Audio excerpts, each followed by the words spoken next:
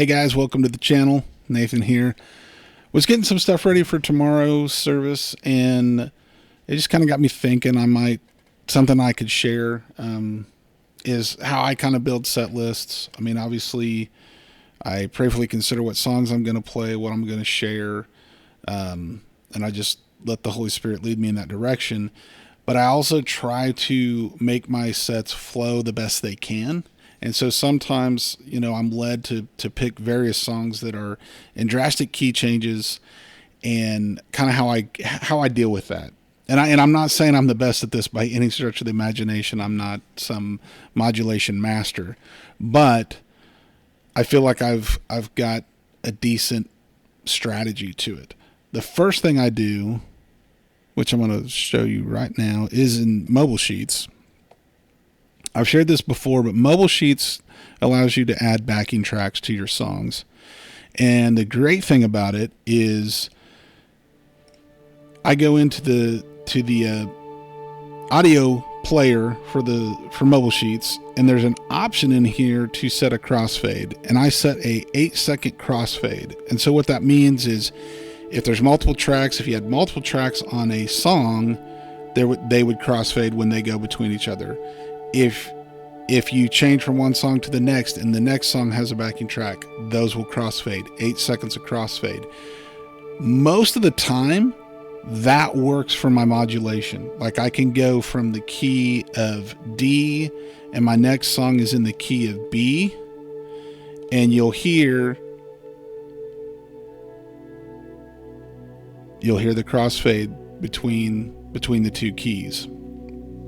Now, when it is kind of a more drastic key change, a lot of times I'll kind of modulate some chords around that as I'm going into the next song. And MobileSheets has another great feature, which is setlist notes.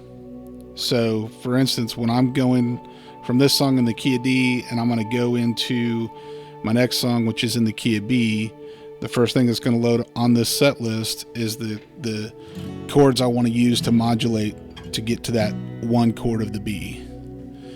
And how I pick those chords out is I just use the circle of fifths.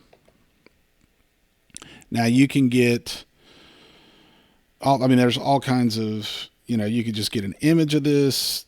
This is a handy little app that I found for Windows for the circle of fifths. I can rotate it around to change, what key I'm looking at, and it highlights the chords that are in that key. It's got them numbered out, the 1, the 4, the 5, everything.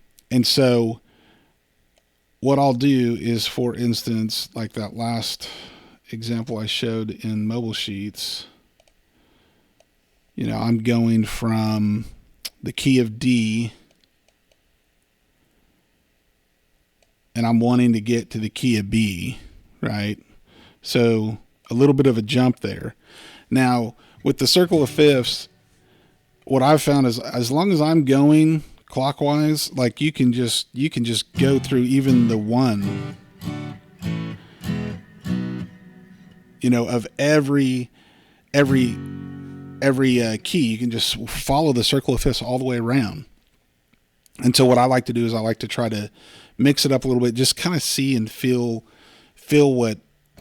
what feels right, So, I'm coming off a D. The song actually ends on the 1. It ends on the D. I come out of that. And then if you look,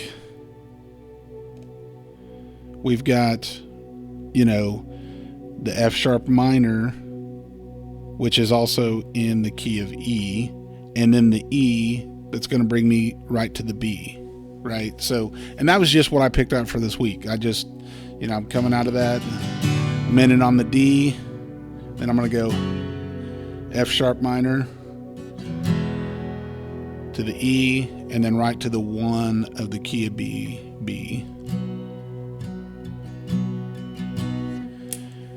So, I don't know if that helps you. That's what I do.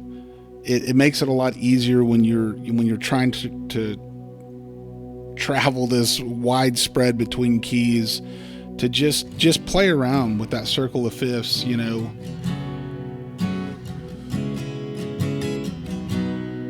You know, I could have done that. I could have done the F sharp minor to the E sharp minor to the B. Or, you know, just kind of play with it. See how it feels. See what feels good.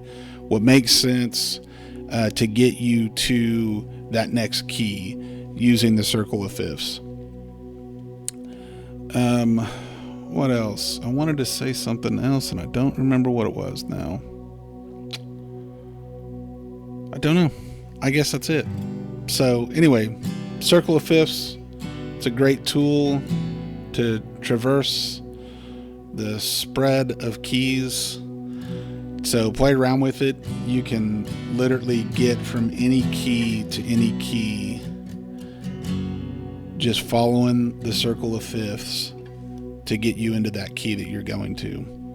Oh, another thing too is a lot of times, you know, you're going to have that big trash can ending, you know. A lot of times I'll use that. Let me turn this pad off. I'll use that if I can set up, like, let's say the song ends on, you know, a G, and maybe it's not even the one chord, but it ends on a G, you know, big trash can ending. Bah, bah, bah, bah. If my next song is in the key of G and that's my one chord and it starts on the one, I'll go straight into that. Right? I may not even give it the trash can ending. I may just end it on the G, then right into the next song, right on that one. And, you know, also a time of prayer, read scripture, you know, for a real drastic key changer. If you're having to put on a capo, you know, don't be afraid to interact with the congregation. Share scripture, share something about the week, share something about how you came to pick this next song, right? That, you know, it was speaking to you through the week as you were getting ready for service, or, you know, whatever it might be. Just don't be afraid to engage, and use the tools that we have, the things that we know about music to get from one key to the next. So anyway, I hope that helps somebody. That's what I've been doing for many years. And like I said, I'm not saying I'm an expert at it by any stretch of the imagination. There's tons of formulas out there, especially if you're a keyboard player, where you can really kind of do some chords with, you know, bass notes in the chord, a little harder on the guitar. That there's tons of formulas out there to get from one key to the next. But I just follow the circle of fifths and do it that way. So anyway, hope you guys have a great day. We'll see y'all later.